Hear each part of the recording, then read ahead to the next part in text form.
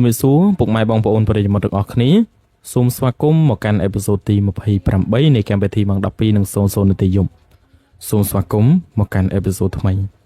សុខទុក្ខយ៉ាងណាដែរពុកម៉ែបងប្អូនប្រិយមិត្តទាំងអស់គ្នាបន្ទាប់ពីយើងបានឃ្លីកគ្នាចិត្តមួយសប្តាហ៍មកនេះណាបើជា4ទៅ5ថ្ងៃហើយសង្ឃឹមថាពុកម៉ែបងប្អូនប្រិយមិត្តទាំងអស់គ្នាយើងសុខទុក្ខជាធម្មតាទេចុះនៅក្នុងអេពីសូតនេះដែរគឺខ្ញុំមានរឿងចំនួន1រឿងដែលបានការចែកម្លែកមកពីបងប្រុសម្នាក់ដែលគាត់មានឈ្មោះថាច័ន្ទដែលកាលហ្នឹងគឺគាត់ជួបរឿងរ៉ាវរន្ធត់ច្រើនមែនទែនហើយរឿងរ៉ាវរន្ធត់នេះគឺធ្វើឲ្យគាត់ចងចាំអត់ភ្លេចហ្មងកំឡុងពេលដែលគាត់ធ្វើការនៅទីតាំងម៉ាតមួយកន្លែងហ្នឹងចុងមុននឹងចូលទៅក្នុងសាច់រឿងខ្ញុំចង់ពឹងពុកម៉ែបងប្អូនប្រិយមិត្តទាំងអស់គ្នាមួយតើតើជាមួយនឹង channel ដែលខ្ញុំទើបតែបង្កើតអញ្ចឹងណាដែល channel ហ្នឹងគឺតើតើជាមួយនឹង channel ដែលធ្វើចម្រៀងដែលចម្រៀងហ្នឹងគឺខ្ញុំយកបទបុរាណពីដើមឬក៏បទសម័យជាដើមហ្នឹងដើម្បីធ្វើវាជាភាសាផ្សេងដែល generate មួយ AI អញ្ចឹងណាដើម្បីធ្វើជាភាសាផ្សេងដូចជាភាសាអង់គ្លេសភាសាកូរ៉េនិងភាសាចិនអីជាដើម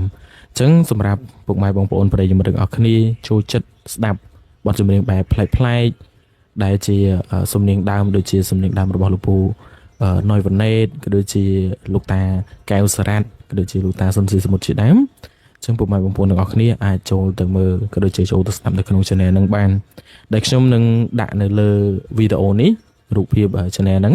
ហើយខ្ញុំនឹងដាក់ link នៅខាងក្រោម description ចឹងបងប្អូនទាំងអស់គ្នាជួយចូលទៅស្ដាប់និងជួយចុច subscribe ម្នាក់មួយទៅចឹងកុំឲ្យខាតពេលវេលាយូរយើងចង់ដឹងថាបងច័ន្ទហ្នឹង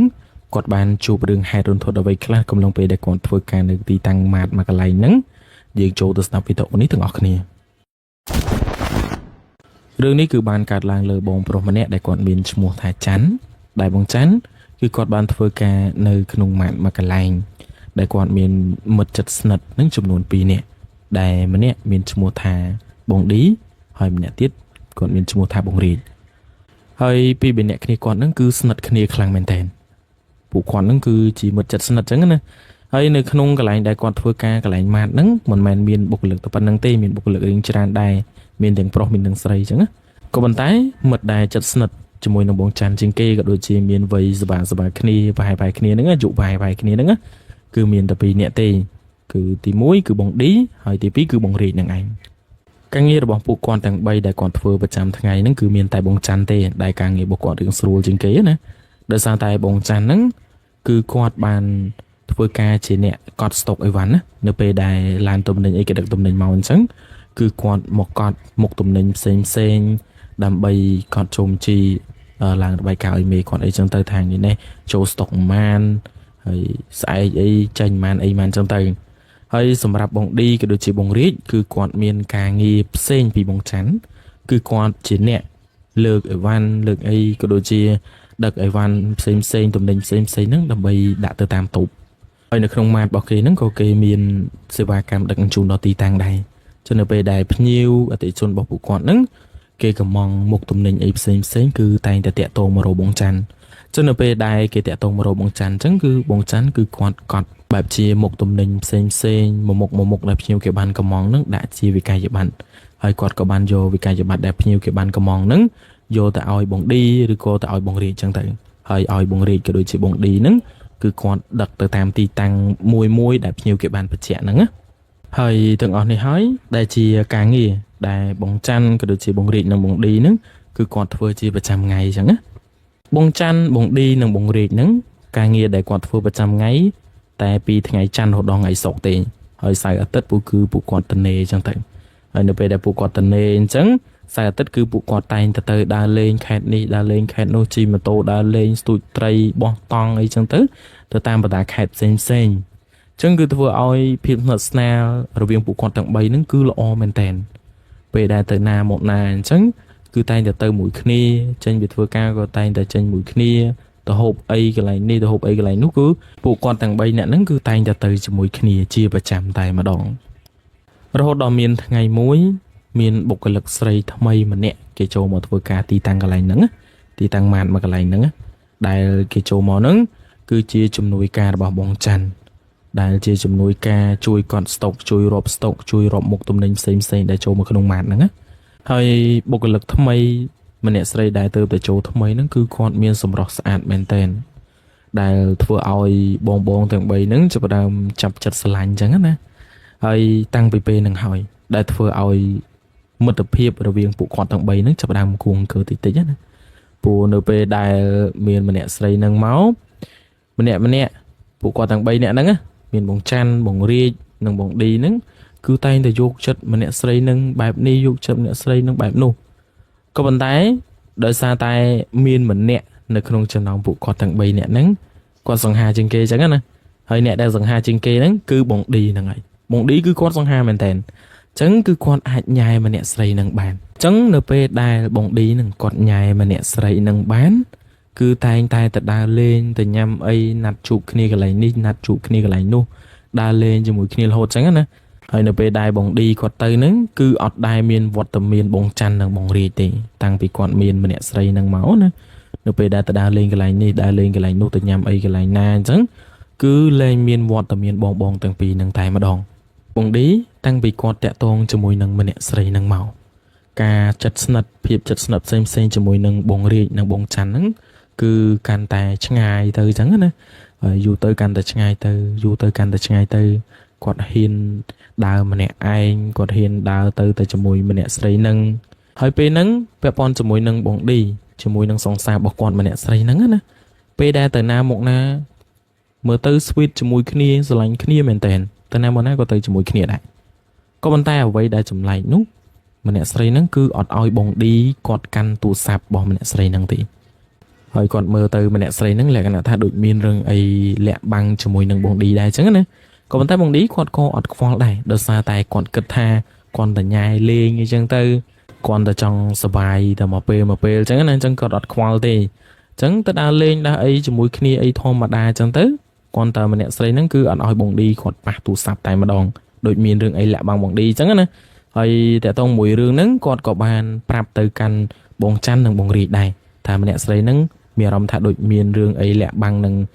បងឌីហ្នឹងអញ្ចឹងណាហើយពេលហ្នឹងបងច័ន្ទនិងបងរាជហ្នឹងគាត់ក៏ចេះតែដាស់តឿនដែរថាប្រយ័ត្នគេមានសង្សារមានអីហើយប្រយ័ត្នមានរឿងមានអីអញ្ចឹងណាក៏ប៉ុន្តែបងឌីហ្នឹងគាត់ថាគាត់អត់ខ្វល់គេមានសង្សារមានអីសំខាន់គាត់ញ៉ាយបានអញ្ចឹងណាដោយសារតែគាត់ចង់ញ៉ាយម្នាក់ហ្នឹងដើម្បីគាត់ទៅចង់បានខ្លួនប្រាណអីគេអញ្ចឹងទៅឬក៏គាត់តែចង់សុបាយទៅមកពេលបែបញ៉ាយលេងមកថាគាត់បានអីគេហើយអញ្ចឹងគាត់បោកអង្គគេចោលអញ្ចឹងណាអញ្ចឹងទើបគាត់អត់ខ្វល់ពីរឿងហ្នឹងទេតែគាត់តែបងរាជក៏ដូចជាបងច័ន្ទហ្នឹងគឺគាត់តែងតែដាស់តឿនប្រយ័ត្នមានរឿងមានរាវអីទៅថ្ងៃក្រោយ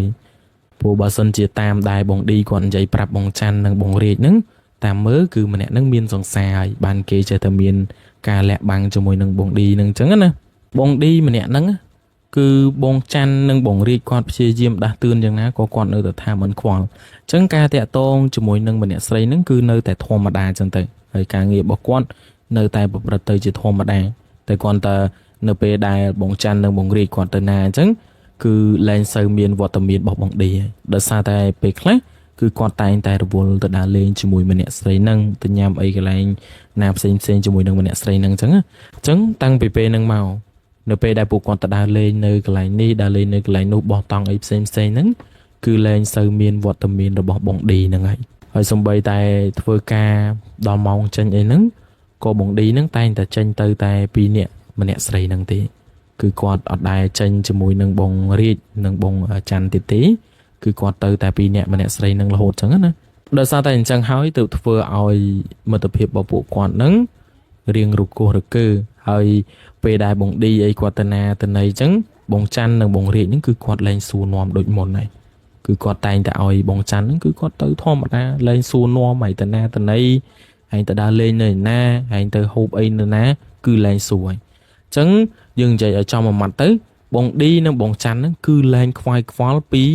បងរាជនឹងតែម្ដងដោយសារតែការដាស់តឿនពីបងទាំងពីរនាក់ហ្នឹងគឺច្រើនដងហើយតែបងឌីហ្នឹងគឺគាត់នៅតែមិនស្ដាប់អញ្ចឹងណារហូតដល់មានយប់មួយបងច័ន្ទនេះគឺគាត់បានយល់សពឃើញថាបងឌីហ្នឹងគាត់ដើរមកអាតុកកន្លែងដែលបងច័ន្ទធ្វើការហ្នឹងដែលគាត់កំពុងតែកត់បញ្ជីកត់អីហ្នឹងបងឌីហ្នឹងដើរមកប្រាប់បងច័ន្ទថាអញទៅហើយអញលាសិនណាពួកម៉ាក់ហើយបងច័ន្ទនេះគាត់ទៅលឺបងឌីគាត់និយាយអញ្ចឹងភ្លាមគាត់ព្យាយាមសួរបងឌីហ្នឹងនៅក្នុងយល់សពរបស់គាត់ហ្នឹងគាត់ព្យាយាមសួរហើយតាណាតែនៅពេលដែលសួរហ្នឹង cứ khơi tha bông đi nó ọt miên gì ấy đa tranh tập pi bông chan ban taประมาณ จะ hiền đi bông đi nó snap tại đua nửa một nâng bông chan nâng dỗ một nửa pe đã đua phim phim nâng cứ khơi tham miên chim chỉ tràn men tên vì hô tranh pi cả lại cả co bảo bông đi nâng á con được khơi tập phim nâng phim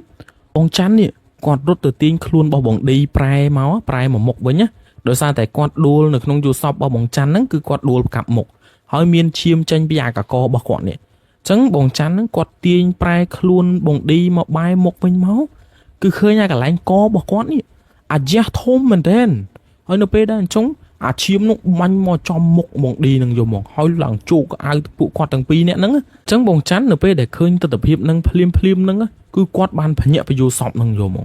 hỏi quan tờ nhẹ phải vô sọp nâng phim cứ quạt phây mình tên còn tập pe nâng cứ quạt cất tha vì con tờ vô sọp ấy ọt ấy chẳng quạt co sừng ngầm kênh từ bên chân tờ lọt đòn bực láng quạt co ngụt ấy điệp trong một thời ca chẳng á hỏi quạt co bàn dây prap riêng đại quạt ban vô sọp ca bị dục nâng prap từ bông đi đây quạt con tập ban prap từ bông chan chẳng á đời xa tay quạt chưa từ lơ dùm đây bỏ cha còn dây tha bà sân chia vô sọp khơi pi mật phẹ na mình nẹt đài mình lọ chẳng cùng dây prap kê đời xa tay mình nẹt nâng cặp bông từ miền cua chẳng á hỏi bực láng nâng á pe đai bông đi quạt chi mà tàu máu bông chăn nâng bông ri cặp bông tay giấy giả riêng vô sọp pi dục mình nâng á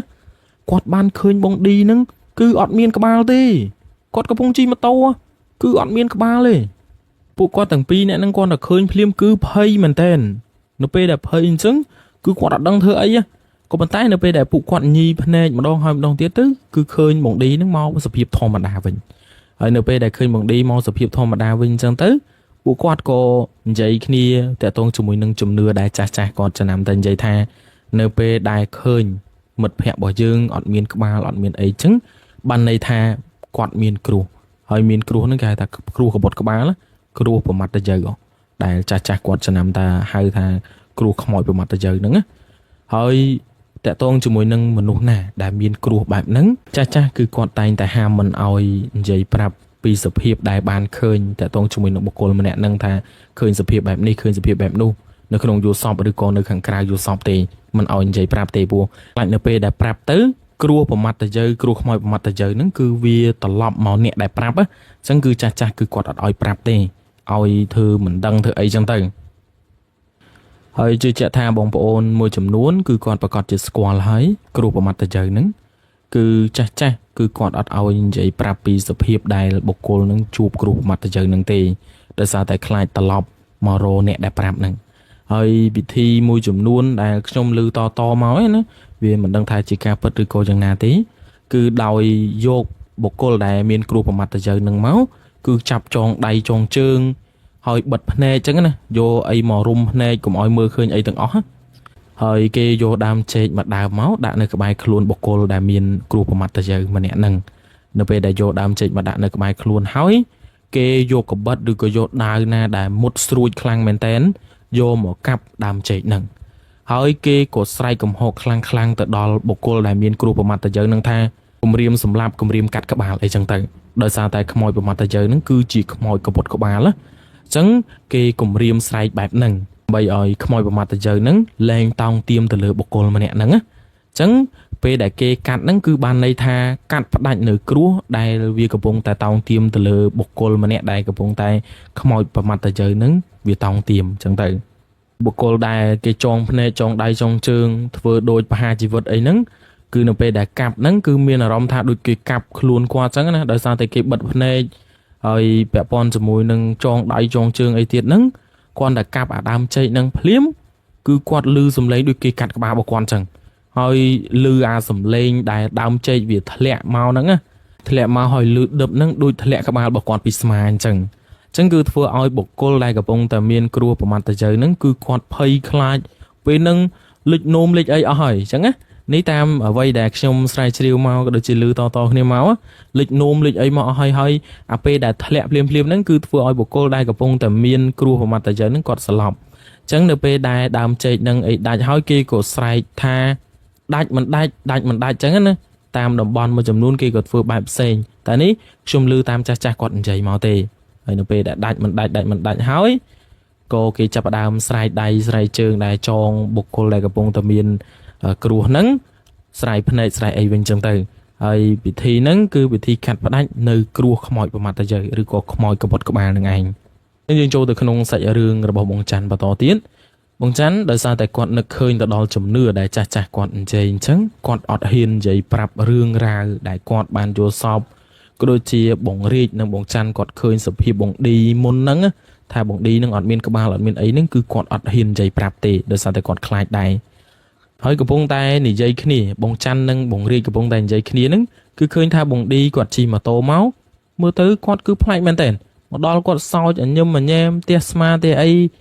មើលទៅគឺគាត់ប្លែកពីថ្ងៃរាល់ដងបងប្អូនអ្នកគ្នាថ្ងៃរាល់ដងគឺគាត់មិនអញ្ចឹងទេគឺគាត់លក្ខណៈថាប្លែកយកហ្មងហើយមកញឹមមកអីសោចសប្បាយអីជាមួយនឹងពួកគាត់អញ្ចឹងទៅហើយពួកគាត់បន្ទាប់ពីសោចសប្បាយអីមួយគ្នាមកសន្ទុះហើយក៏ដល់ម៉ោងចូលធ្វើការនៅម៉ោង8ព្រឹកហើយនៅពេលដែលចូលធ្វើការគាត់ក៏ធ្វើការតាមបែបធម្មតាអញ្ចឹងទៅបងឌីក៏ដូចជាបងរាជអីហ្នឹងគាត់ដើរដឹកអីវ៉ាន់ដាក់តាមតូបហើយបងច័ន្ទគឺគាត់កត់អីវ៉ាន់កត់អីកត់ស្តុកមុខទំនិញអីផ្សេងដែលនាំចូលមកក្នុងម៉ាតហ្នឹងក៏ដូចជាកត់មុខទំនិញផ្សេងដែលចេញទៅក្រៅឲ្យបងឌីក៏ដូចជាបងរាជនឹងគាត់ដឹកចឹងទៅលុះរហូតទៅដល់ល្ងាចឡើងដល់ពេលដែលពួកគាត់ចេញពីធ្វើការហ្នឹងគឺពួកគាត់ចេញនៅម៉ោង7កន្លះរៀបចំទៅផ្ទះទៅអីចឹងទៅតែពេលហ្នឹងបងរាជនិងបងច័ន្ទគឺគាត់ចេញមកកាក់ម៉ូតូរបស់បងឌីមុនតែម្ដងដោយសារតែពេលហ្នឹងគឺគាត់រៀបចំដឹកម្នាក់ស្រីហ្នឹងដើម្បីជូនគេទៅផ្ទះទៅអីចឹងទៅគាត់តែឃើញបងច័ន្ទនិងបងរាជគាត់កាក់ម៉ូតូភ្លាមបងឌីហ្នឹងគឺគាត់សួរទៅពួកគាត់ទាំងពីរថាអេម៉ែឯងមកកាក់ម៉ូតូអញចឹងអញបញ្ញាប់ជូនគេទៅផ្ទះផងអេម៉ែឯងបាច់ទៅបើឯងទៅអញទៅជាមួយឯងដែរអញជូនឯងទៅតែបងឌីហ្នឹងគាត់នៅតែរឹងលក្ខណៈថាគាត់រឹងហ្មងគាត់អត់ឲ្យពួកគាត់ទាំងពីរនាក់ហ្នឹងជូនទៅទេគឺគាត់ថាមិនអីអញជូនគេទៅមើលលែម៉ូតូអញពេលហ្នឹងបងច័ន្ទនិងបងរាជនេះគឺគាត់ព្យាយាមហាមឃាត់បងឌីមែនតើក៏ប៉ុន្តែបងឌីហ្នឹងគឺគាត់នៅតែទទួលចង់ជូនម្នាក់ស្រីហ្នឹងចង់ទៅអញ្ចឹងណាហើយម្នាក់ស្រីហ្នឹងក៏ចេះតែបខំបងឌីនឹងរហូតឲ្យលឿនទៅប៉ាម៉ាក់គេពងចាំអីចឹងចាំនៅផ្ទះនៅអីចឹងទៅឆាប់ជូនគេទៅផ្ទះទៅអីណាមួយយប់ហើយផងពួកគាត់ទាំងពីរនាក់ហ្នឹងកំពុងតែព្យាយាមហាមឃាត់បងឌីហ្នឹងស្រាប់តែម្ចាស់ម៉ាតគេហៅពួកគាត់ទាំងពីរនាក់ហ្នឹងឲ្យចូលមកក្នុងក៏ប៉ុន្តែដោយសារតែពេលហ្នឹងបងច័ន្ទនិងបងរាជនេះគាត់កំពុងតែរវល់ហាមឃាត់បងឌីហ្នឹងអញ្ចឹងណាអញ្ចឹងគឺគាត់បានប្រកែកជាមួយនឹងតកែគាត់ថាចាំតិចបងចាំតិចខ្ញុំទៅលើហើយចាំតិចតែពេលហ្នឹងតកែរបស់គាត់ហ្នឹងលក្ខណៈថាគេបញ្ញាប់ឲ្យពួកគាត់ទាំងពីរនាក់ហ្នឹងចូលមកហើយហៅពេលហ្នឹងគឺអត់ហៅទាំង3នាក់ទេគឺហៅតែ2នាក់ទេហៅតែបងរាជនិងបងច័ន្ទហ្នឹងទេដោយសារតែឃើញថាបងឌីក៏ដូចជាម្នាក់ស្រីហ្នឹងកំពុងតែជិះម៉ូតូមួយគ្នាហើយចង់ជូនទៅផ្ទះទៅអីចឹងទៅគឺគាត់អត់ចង់រំខានអញ្ចឹងហៅតែបងច័ន្ទហើយនិងបងរាជទេហើយបងរាជនិងបងច័ន្ទនេះគាត់ក៏ព្យាយាមប្រកែកជាមួយនឹងតកែរបស់គាត់ហើយម្នាក់ស្រីហ្នឹងក៏កំពុងតែព្យាយាមទន្ទួញឲ្យបងឌីហ្នឹងឆាប់ដឹកគេទៅផ្ទះអញ្ចឹងទៅជូនគេទៅផ្ទះជូនអីចឹងទៅដោយសារតែម៉ាក់គេកំពុងចាំនៅផ្ទះអីចឹងណាហើយទាំងបងឌីទាំងម្នាក់ស្រីហ្នឹងទាំងតកែអីរបស់គាត់នឹងព្យាយាមហៅផងអីផងគាត់អត់ដឹងធ្វើម៉េចបងរាជនិងបងច័ន្ទនេះគាត់ក៏ដើរទៅកន្លែងតកែដែលគាត់ហៅនឹងចឹងទៅហើយពេលហ្នឹងបងឌីជាមួយនឹងម្នាក់ស្រីហ្នឹងក៏ជិះម៉ូតូចេញទៅហើយអ្វីដែលចម្លែកហ្នឹងពេលដែលបងឌីគាត់ជិះម៉ូតូចេញទៅហ្នឹងបងរាជនិងបងច័ន្ទនេះគឺគាត់បានឃើញបងឌីហ្នឹងអត់មានក្បាលទៀតហើយពេលដែលគាត់ជិះម៉ូតូទៅមួយម្នាក់ស្រីហ្នឹងគឺអត់មានក្បាលទៀតហើយអញ្ចឹងគាត់ភ័យមែនតើនៅក្នុងចិត្តរបស់គាត់ហ្នឹងតែអត់ដឹងថាត្រូវធ្វើម៉េចដោយសារពេលហ្នឹងតកែគាត់ហៅហើយនៅពេលដែលតកែគាត់ហៅទៅគាត់ក៏ចូលទៅក្នុងហ្នឹងអញ្ចឹងទៅហើយនៅពេលដែលចូលទៅដល់ហើយតកែរបស់គាត់ហ្នឹងគាត់ក៏ឲ្យបងរាជជាមួយនឹងបងច័ន្ទហ្នឹងជួយលើកអីវ៉ាន់ដើម្បីយកទៅដាក់គូតឡានរបស់គាត់អញ្ចឹងណាដោយសារតែអីវ៉ាន់របស់គាត់រឿងច្រើនគាត់យកទៅដាក់នៅក្នុងគូតឡានរបស់គាត់ហើយនៅពេលដែលលើកហើយអីហើយហ្នឹងតកែរបស់គាត់ហ្នឹងគាត់ក៏ព្យាយាមសួរថាមុនហ្នឹងមានរឿងអីឃើញទាញគ្នាបទិញបតុងអីខ្លាំងម៉េះហើយបងច័ន្ទពេលហ្នឹងគាត់ក៏ឆ្លើយទៅតកែគាត់ថាអូអត់មានអីទេបងគាត់តែចង់ជូនវាទៅផ្ទះហ្នឹងឃើញវាអត់សូវស្រួលខ្លាចវាមានបញ្ហាអីតាមផ្លូវចឹងទៅតកែរបស់គាត់ហ្នឹងគាត់ក៏មិនបានថាអីដែរអូអត់អីទេលើកហើយនៅអញ្ចឹងគាត់ក៏ឲ្យលុយធីបឲ្យអីម្នាក់ចំនួន 20000 ចឹងទៅហើយទៅពេលដែលតកែហ្នឹងគាត់ឲ្យលុយហើយអីហើយគាត់កំពុងតែសប្បាយអារឿងលុយដែលតកែគាត់ឲ្យហ្នឹងលុយធីប 20000 ក្រៅហ្នឹងម្នាក់ 20000 ហ្នឹងគាត់ក៏នឹកឃើញទៅដល់បងឌីនឹកឃើញថាបងឌីមុនហ្នឹង នៅពេលដែលចេញទៅហ្នឹងគឺអត់មានក្បាលទៀតហើយអញ្ចឹងប្រកាសជាមានបញ្ហាហើយអញ្ចឹងបងច័ន្ទក៏ដូចជាបងរាជនេះគាត់បន្ទាប់ពីនឹកឃើញភ្លាមហ្នឹងគាត់ក៏ទាញម៉ូតូទាញអីមកហើយលាតកែគាត់ដើម្បីទៅតាមបងឌីហ្នឹងឯងហើយដល់ពេលដែលពួកគាត់កំពុងតែជិះម៉ូតូទៅតាមបងឌីហ្នឹងក៏ឃើញថាបងឌីគាត់កំពុងតែជិះយឺតតែគាត់នៅមិនសូវជាចិត្តអីហ្មងពីបងឌីហ្នឹងទេគាត់កំពុងតែជិះម៉ូតូបែបយឺតហើយនៅពេលដែលជិះអញ្ចឹងហើយគាត់ក៏ខំមូហ្គែឲ្យលឿនដើម្បីឲ្យទាន់បងឌីណាហើយនៅពេលដែលមូហ្គែឲ្យលឿនឲ្យទាន់បងឌីហ្នឹងទៅនៅពេលដែលទៅទាន់គាត់ក៏ស្រែកថាហេអានេះឲ្យចាំផ្លែអញជូនទៅអត់ទេអញ្ចឹងបងឌីគាត់តែឃើញពីរនាក់គាត់នឹងមកដល់ភ្លាមគាត់ក៏សួរទៅបងច័ន្ទនិងបងរាជថាហេអញមកទៅអីអញថាឲ្យនៅនឹងហើយអូអញចង់ជូនឯងទៅហ្នឹងណាបងច័ន្ទគាត់និយាយអញ្ចឹងអញចង់ជូនឯងទៅហ្នឹងណាហើយអញចង់បបួយទៅស៊ីអីបន្តិចហ្នឹងណាអញ្ចឹងពួកគាត់ទាំងប្រហែល4នាក់ហ្នឹងទាំងម្នាក់ស្រីហ្នឹងក៏ជិះម៉ូតូទៅដល់ផ្ទះរបស់ម្នាក់ស្រីហ្នឹងអញ្ចឹងទៅហើយនៅពេលដល់ទៅដល់ផ្ទះម្នាក់ស្រីហ្នឹងគេក៏ចុះពីលើម៉ូតូចុះអីហើយក៏គេចូលផ្ទះចុះអីបាត់អញ្ចឹងទៅហើយពួកគាត់ក៏ជិះម៉ូតូដើរលេងមួយគ្នាមកសន្ទុះក៏នាំគ្នាទៅញ៉ាំអីអញ្ចឹងទៅហើយនៅពេលដែលញ៉ាំអីហើយពួកគាត់ទាំងអស់គ្នាហ្នឹងក៏នាំគ្នាត្រឡប់មកផ្ទះវិញអញ្ចឹងទៅហើយនៅពេលដែលត្រឡប់មកផ្ទះហ្នឹងបងរាជនិងបងច័ន្ទហ្នឹងគឺគាត់ជូនបងឌីហ្នឹងមកដល់ផ្ទះទៀតដែរបងប្អូនអរគ្នាគឺជូនបងឌីហ្នឹងមកដល់ផ្ទះហើយគិតច្រឡំគាត់ថាគាត់អត់ទៅផ្ទះទេបងរាជនិងបងច័ន្ទហ្នឹងគាត់ថាគាត់អត់ទៅផ្ទះទេគាត់ចង់គេងនៅផ្ទះបងឌីអញ្ចឹងទៅហើយនៅពេលដែលគេងនៅផ្ទះបងឌីអញ្ចឹងគឺគាត់គិតនៅក្នុងចិត្តថាទី1បាននៅចិត្តគាត់ទៅខ្លាចបងឌីហ្នឹងគាត់មានបញ្ហាមានអីទៅយើងជួយតន់អញ្ចឹងទៅហើយមួយវិញទៀត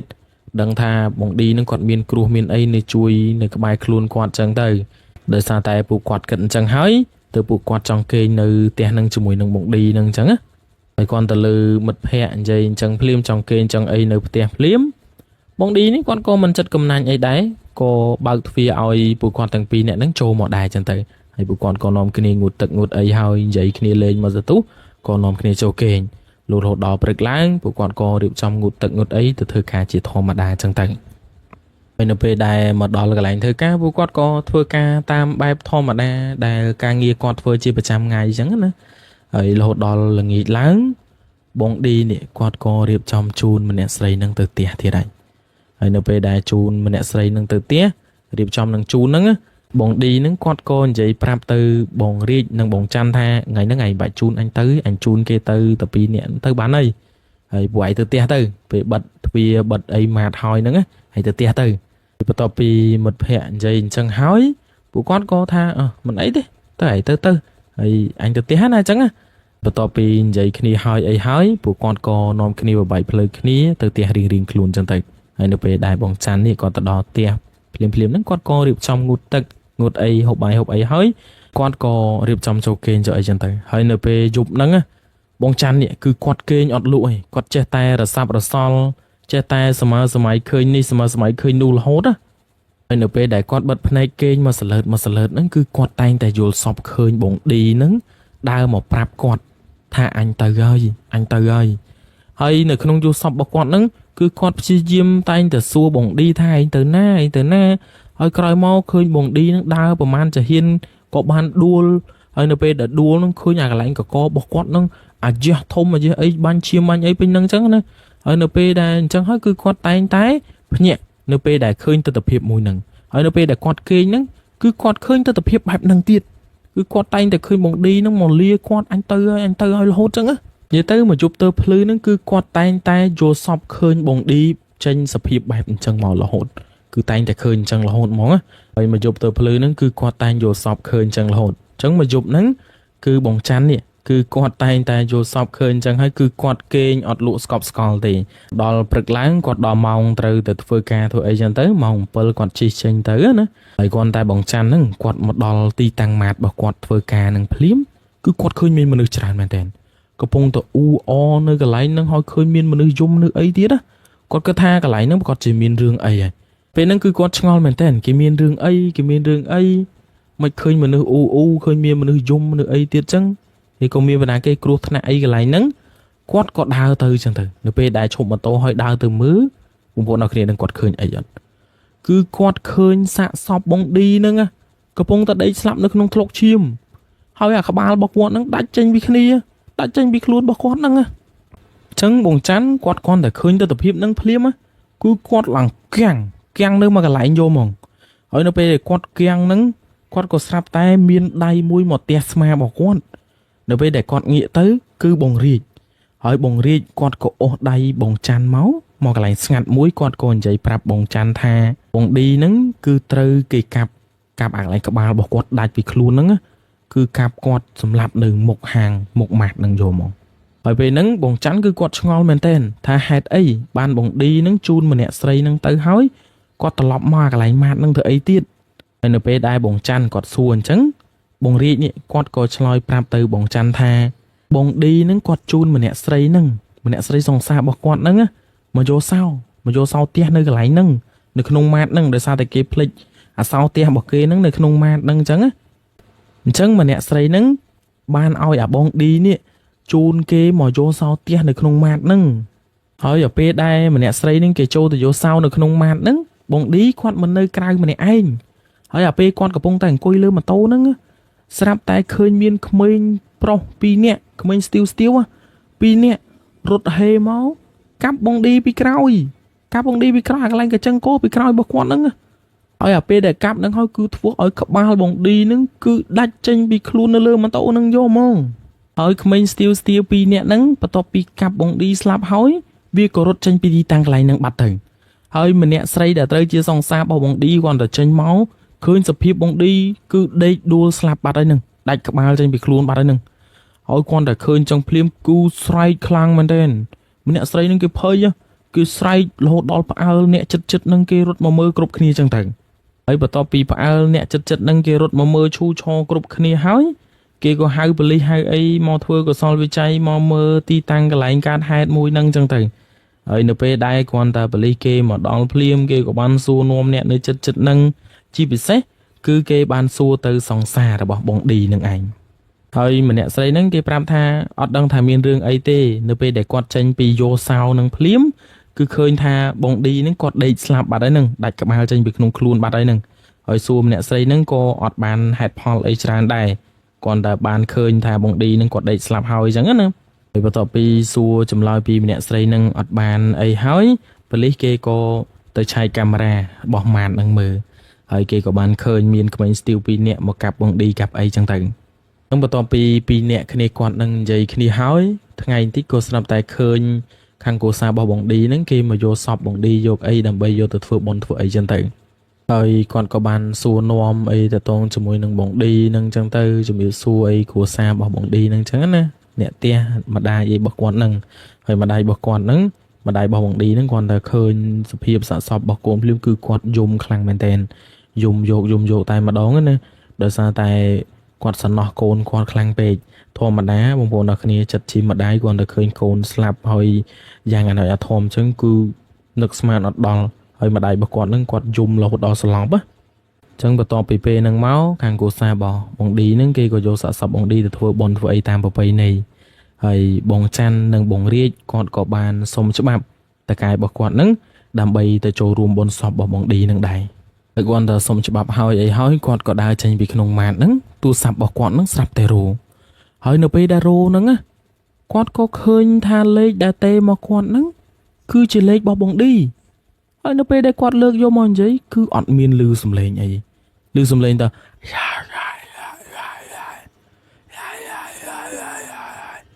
ឮតែអញ្ចឹងនៅក្នុងទូរស័ព្ទរបស់គាត់ហ្នឹង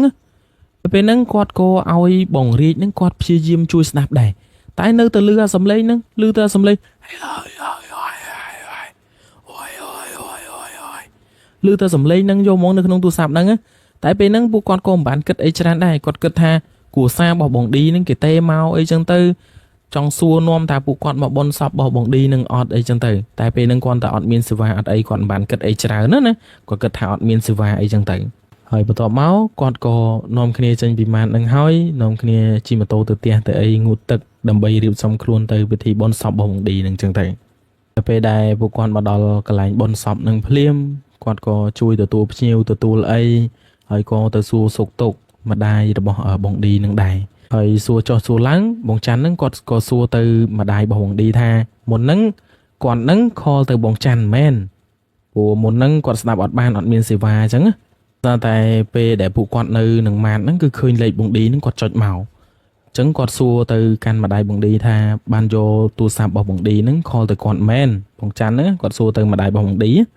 តែពេលហ្នឹងម្ដាយរបស់បងឌីហ្នឹងគាត់ក៏ឆ្លើយថាគាត់នឹងអត់បានខលទៅទេហើយទូរស័ព្ទរបស់បងឌីហ្នឹងក៏អត់បាននៅគាត់ដែរទូរស័ព្ទរបស់បងឌីហ្នឹង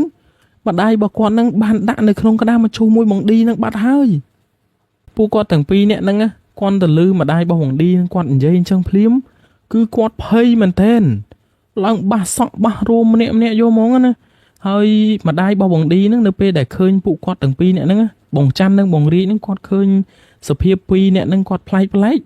គាត់ក៏សួរទៅពីរនាក់ហ្នឹងថាក្មួយឯងកើតអីមែនតែបងច័ន្ទនិងបងរីកហ្នឹងគាត់ក៏និយាយថាអូអត់អីទេតែនៅក្នុងចិត្តរបស់ពួកគាត់ទាំងពីរនាក់ហ្នឹងគឺគាត់ភ័យបាត់ទៅហើយដោយសារតែមុនហ្នឹងគឺគាត់ឃើញយ៉ាងច្បាស់តែម្ដងដែលឃើញលេខរបស់បងឌីហ្នឹងខលទៅគាត់ខលទៅបងច័ន្ទបន្ទាប់ពីប្រាប់អ៊ីម្ដាយរបស់បងឌីហ្នឹងហើយថាគាត់អត់មានអីហើយគាត់ក៏ដើរចេញពីកន្លែងហ្នឹងជួយទទួលភ្ញៀវទួលអីហើយពួកគាត់ក៏នាំគ្នាត្រឡប់មកផ្ទះវិញអញ្ចឹងទៅតែយប់ហ្នឹងពួកគាត់ពីរនាក់ហ្នឹងបងរីកនិងបងច័ន្ទហ្នឹងគឺគាត់អត់ហ៊ានគេងឆ្ងាយពីគ្នាគឺបងរីកគឺគាត់មកគេងជាមួយនឹងផ្ទះបងច័ន្ទណាគេនៅផ្ទះបងច័ន្ទអញ្ចឹងទៅហើយពួកគាត់ក៏នាំគ្នាងូតទឹកងូតអីហើយត្រឡប់មកពីបនវិញងូតទឹកងូតអីហើយក៏នាំគ្នាចូលគេងចូលអីអញ្ចឹងទៅហើយអាពេលដែលពួកគាត់កំពុងតែសង្ងំគេងហ្នឹងម៉ោងប្រហែលជា9យប់ស្រាប់តែឮសំឡេងទូរស័ព្ទរបស់បងច័ន្ទហ្នឹងរោទៀតរោត្រឹងនៅពេលដែលបងច័ន្ទហ្នឹងគាត់យកទូរស័ព្ទរបស់គាត់មកមើលហ្នឹងគាត់ស្រាប់តែឃើញលេខបងឌីហ្នឹងចុចមកទៀតហើយនៅពេលដែលចុចមកគាត់លើកយកមកនិយាយស្រាប់តែឮអាសំឡេងហ្នឹងទៀតដល់សំឡេងអូយហើយគាត់ទៅឮសំឡេងហ្នឹងភ្លាមគឺគាត់បោះទូរស័ព្ទហ្នឹងឆ្ងាយយកហ្មងបោះទូរស័ព្ទហ្នឹងឆ្ងាយពីខ្លួនរបស់គាត់ហ្នឹងយកហ្មងណាបងរាជនេះគាត់តែឃើញបងច័ន្ទហ្នឹងគាត់បោះទូរស័ព្ទភ្លាមណាបងរាជហ្នឹងគាត់ក៏សួរទៅបងច័ន្ទថាអេមិនឯងបោះទូរស័ព្ទចឹងហើយបងច័ន្ទគាត់ក៏ឆ្លើយទៅបងរាជថាអុយឮអាសំឡេងហ្នឹងទៀតហើយអញឃើញលេខអាឌីខលមកអញទៀតហើយឮអាសំឡេងអូយហើយឮអាសំឡេងហ្នឹងទៀតហើយបងរាជហ្នឹងគាត់ក៏មិនបានគិតអីដែរគាត់គិតថាមិនបែរមកពីអត់មានសេវាឯងហើយស្ដាប់ម្ដងទៀតមើលអត់មានសេវាហ្នឹងមកទៅហ្នឹងបងច័ន្ទនេះគាត់ក៏ងើបចេញពីក្រែរបស់គាត់ហ្នឹងហើយដើរទៅរើសទូរស័ព្ទរបស់គាត់ហើយនៅពេលដែលរើសទូរស័ព្ទរបស់គាត់យកមកហើយគឺគាត់ឃើញថាលេខរបស់បងឌីហ្នឹងខលមកគាត់មែនហើយគាត់គិតថាអត់មានសេវាអត់មានអីចឹងគាត់ក៏ចុចទៅវិញតែនៅពេលដែលចុចទៅវិញគឺអត់មានមនុស្សលើកទេអត់មានណាគេលើកគាត់ក៏ព្យាយាមចុចចឹងទៅគាត់ខ្លាចថាម្ដាយរបស់បងឌីហ្នឹងចង់ជួបគាត់អីចឹងណាហើយគាត់ក៏ព្យាយាមចុចទៅទៀតចុចហើយចុចទៀតចុចហើយចុចទៀតស្រាប់តែពេលហ្នឹងអ្នកលើកទូរស័ព្ទរបស់បងឌីលើកទូរស័ព្ទរបស់បងឌីហើយក៏ឮសំឡេងហ្នឹងនិយាយមកថាអូនឃើញឯងចុចមកច្រើនដងហើយមានការអីមែនហើយពួកគាត់ទាំងពីរអ្នកហ្នឹងបងច័ន្ទនិងបងរាជហ្នឹងក៏ស្គាល់យ៉ាងច្បាស់ថាសំឡេងហ្នឹងគឺជាសំឡេងរបស់ម្ដាយបងឌីណាហើយគាត់តែម្ដាយបងឌីហ្នឹងគាត់សួរអញ្ចឹងបងច័ន្ទនេះគាត់ក៏ឆ្លើយអញ្ចឹងទៅគាត់ឃើញថាមានលេខរបស់បងឌីហ្នឹងគាត់ចុចមកហើយអត់មានសេវាអត់មានអីនិយាយស្ដាប់គ្នាអត់បានអញ្ចឹងណាគាត់ទៅលឺបងច័ន្ទហ្នឹងគាត់និយាយអញ្ចឹងភ្លាមគាត់ក៏ប្រកែកភ្លាមនឹងយកហ្មងម្ដាយរបស់បងឌីហ្នឹងគាត់ថាគាត់អត់បានយកទូរស័ព្ទបងឌីចុចទៅទេអត់ដឹងថាលេខហ្នឹងវារាឬក៏យ៉ាងណាទេតែគាត់ពិតជាអត់បានយកទូរស័ព្ទបងឌីហ្នឹងចុចទៅបងច័ន្ទពិតមែនគ្រាន់តែលឺម្ដាយរបស់បងឌីនឹងគាត់និយាយអញ្ចឹងភ្លាមបងទាំងពីរនាក់ហ្នឹងបងរាជនិងបងច័ន្ទហ្នឹងគឺគាត់ចាប់ផ្ដើមភ័យទៀតភ័យម្ដងហ្នឹងគឺភ័យខ្លាំងយកហ្មងណា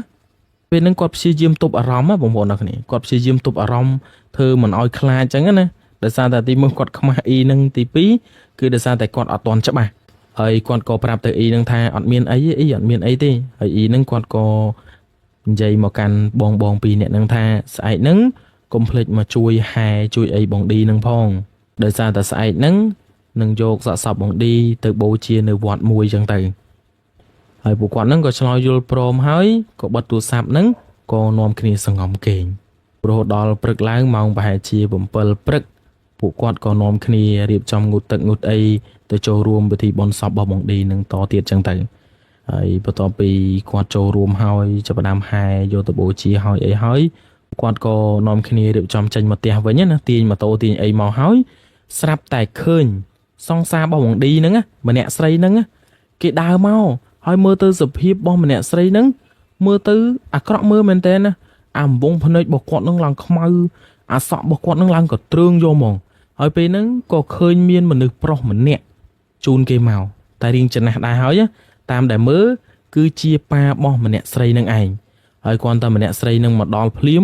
ចាប់ផ្ដើមយំចាប់ផ្ដើមអីយកហ្មងម្នាក់ស្រីហ្នឹងយំបដើដើរសំដៅទៅកន្លែងមឈូសរបស់បងឌីនឹងឯងហើយនៅពេលដែលដើរទៅដល់មឈូសរបស់បងឌីនឹងហើយ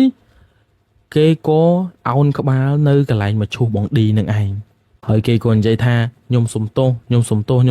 ច្រើនដងមែនទែនតែក្បាលរបស់ម្នាក់ស្រីនឹងអោនងើបហើយនិយាយថាខ្ញុំសុំទោសខ្ញុំគ្មានចេតនាទេខ្ញុំសុំទោសខ្ញុំគ្មានចេតនាទេអញ្ចឹងរហូតណាហើយពេលហ្នឹងពេលដែលពួកគាត់ឃើញអញ្ចឹងគឺគាត់ឆ្ងល់មែនទែនទាំងភ្ញៀវទាំងអីដែលចូលរួមពិធីបុណ្យសពរបស់បងឌីហ្នឹងទាំងម្ដាយរបស់គាត់ហ្នឹងគឺគាត់ឆ្ងល់មែនទែនអញ្ចឹងម្ដាយរបស់គាត់ហ្នឹងក៏ដើរទៅហើយចាប់លើកម្នាក់ស្រីហ្នឹងឲ្យមកអង្គុយមកអីហើយក៏សួរនាំទៅពេលដែលសួរនាំសួរអីទៅទើបដឹងថាម្នាក់ស្រីហ្នឹងគឺត្រូវជាសង្សាររបស់បងឌីហើយមុនពេលដែលបងឌីនិងម្នាក់ស្រីហ្នឹងតាក់ទងគ្នាក៏ដូចជាកំឡុងពេលដែលពួកគាត់កំពុងតែតាក់ទងគ្នាហ្នឹងក៏បានដឹងថាម្នាក់ស្រីហ្នឹងគឺគេមានគូដណ្ដឹងមានអីហើយតែគេកុហកបងឌីអញ្ចឹងណាកុហកបងឌីកុហកអីថាអត់មានសង្សារអត់មានអីអញ្ចឹងទៅហើយគេមកនេះគឺគេចង់សុំកម្មាទោសបងឌីដោយសារតែគេបានកុហកបងឌីហើយមូលហេតុនឹងហើយដែលធ្វើឲ្យបងឌីនឹងគាត់ស្លាប់ត្រូវគូដណ្ដឹងរបស់គេនឹងគេសម្លាប់ហ្នឹងណាបានន័យថាបងឌីនឹងគឺគាត់ស្លាប់ដោយសារតែម្នាក់ស្រីនឹងគាត់កុហកបងឌីនឹងអញ្ចឹងណានៅពេលដែលកុហកអញ្ចឹងគឺធ្វើឲ្យគូដណ្ដឹងរបស់ម្នាក់ស្រីនឹងគេដឹងថាបងឌីតាក់ទងជាមួយគូដណ្ដឹងគេអញ្ចឹងទៅគេមកសម្លាប់បងឌីនឹងហើយមូលហេតុហ្នឹងហើយដែលគេមកអោនក្បាលសុំកម្មាទោសបងឌីហ្នឹងណាដោយសារតែគេដឹងខ្លួនខុសហើយណាមួយកាលពីយប់ហ្នឹងគឺបងឌីទៅរកម្នាក់ស្រីហ្នឹងទៅរទៅឆ្អុលមុខឆ្អុលអីមើលសភាពបងឌីគឺអាក្រក់មែនទែនគាត់ឈរនៅពីមុខម្នាក់ស្រីហ្នឹងហើយកាន់អាក្បាលដែលដាច់ពីខ្លួនរបស់គាត់ហ្នឹងនៅខាងដៃខាងស្ដាំហើយអាដៃឆ្វេងគឺគាត់ចង្អុលមុខម្នាក់ស្រីហ្នឹងថាហេតុអីកុហកគាត់ហេតុអីបានកុហកគាត់អញ្ចឹងធ្វើឲ្យម្នាក់ស្រីហ្នឹងមើលទៅសភាពរបស់គាត់ហ្នឹងគឺដូចអត់បានដេកអញ្ចឹងដោយសារតែបងឌីហ្នឹងទៅរគាត់ទៅរម្នាក់ស្រីហ្នឹងហើយនិយាយបតាអីបតាគេយំបតាអីបតាថាគេដឹងខុសហើយលើកទោសឲ្យគេផងគេដឹងខុសហើយអញ្ចឹងតពីម្នាក់ស្រីហ្នឹងគេនិយាយចប់ពួកគាត់ទាំងអស់គ្នានឹងទាំងម្ដាយរបស់បងឌីទាំងបងប្អូនរបស់បងឌីក៏ដូចជាបងរាជនិងបងច័ន្ទហ្នឹងគាត់ខឹងសម្បាមែនទែនតែពេលហ្នឹងអត់ដឹងថាធ្វើអីបានណាគាត់ក៏គ្រាន់តែថាឲ្យតិចតួចទៅលើម្នាក់ស្រីហ្នឹងអញ្ចឹងទៅហើយម្នាក់ស្រីហ្នឹងក៏គ្រាន់តែបានតែសុំទោសទៅលើគ្រួសាររបស់បងឌីក៏ដូចជាមិត្តភ័ក្តិរបស់បងឌីមានបងច័ន្ទនិងបងរាជអញ្ចឹងទៅគ្រាន់តែបានសុំទោសអីចឹងណាបន្ទាប់ពីថាឲ្យម្នាក់ស្រីហ្នឹងហើយម្នាក់ស្រីហ្នឹងគេក៏ដើរចេញពីទីតាំងរោងបុណ្យរបស់បងឌីហ្នឹងហើយគេក៏ជិះទៅផ្ទះគេវិញបាត់ចឹងទៅពេលដែលម្នាក់ស្រីហ្នឹងគេចេញទៅបាត់ភ្លាមម្ដាយរបស់គាត់ហ្នឹងគាត់ក៏ទាញទូរស័ព្ទមកហើយខលទៅកាន់ប៉ូលីសដើម្បីឲ្យទៅរកអាគូដណ្ដឹងរបស់ម្នាក់ស្រីហ្នឹងអាបងម្នាក់គូដណ្ដឹងរបស់ម្នាក់ស្រីហ្នឹងដែលបានកាប់បងឌីហ្នឹងបន្ទាប់ពីខលហើយអីហើយប៉ូលីសគេក៏ចុះមកដល់ទីតាំងកន្លែងហ្នឹងក៏សួរហេតុការណ៍អីផ្សេងហើយក៏ចុះទៅចាប់អបិម្នាក់ហ្នឹងចឹងទៅតាំងពីពិធីបុណ្យសពរបស់បងឌីនឹងបានបញ្ចប់បាត់ទៅ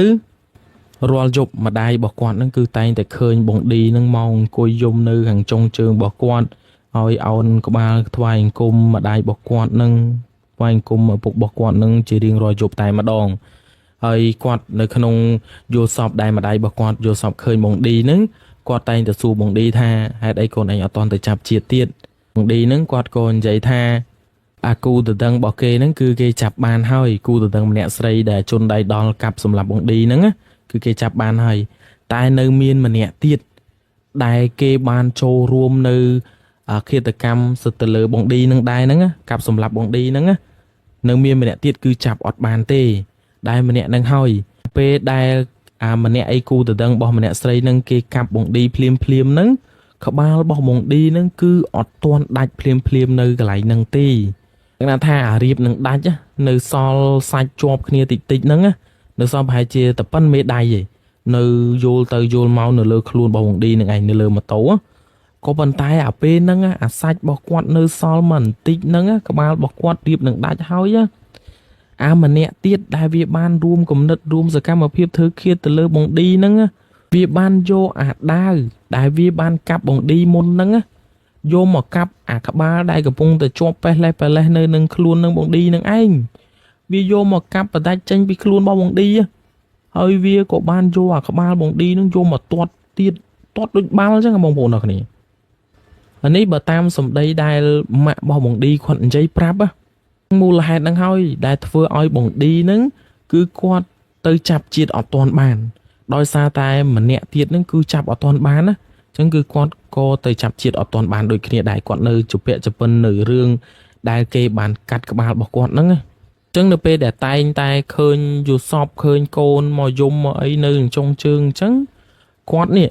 ក៏បានតាក់ទងទៅប៉ូលីសហើយនិយាយពីហេតុការណ៍អីផ្សេងបានសួរប៉ូលីសសួរអីទៅ